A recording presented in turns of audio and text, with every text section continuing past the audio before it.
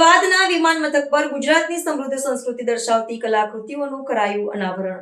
અમદાવાદના સરદાર વલ્લભભાઈ પટેલ આંતરરાષ્ટ્રીય વિમાન મથકના ટર્મિનલ 2 ખાતે મુસાફરોને ગુજરાતની સમૃદ્ધ સંસ્કૃતિ અને પરંપરાઓનો અનુભવ કરાવતી અનોખી કલાકૃતિઓનું અનાવરણ કરવામાં આવ્યું છે.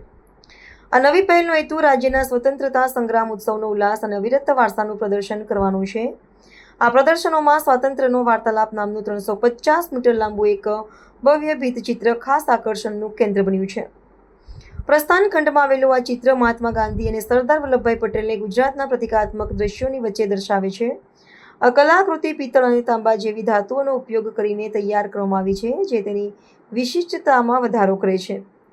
આ કલાકૃતિઓ દ્વારા વિમાન મથકોને માત્ર પ્રવાસી સ્થળ નહીં, પરંતુ સાંસ્કૃતિક કેન્દ્ર તરીકે પણ વિકસાવવાનો પ્રયાસ કરવામાં આવ્યો છે. આનાથી સ્થાનિક કલાકારોને એક મોટું પ્લેટફોર્મ મળવાની સાથે સાથે દેશ વિદેશના પ્રવાસીઓ સમક્ષ ગુજરાતની ઓળખ વધુ મજબૂત બનશે.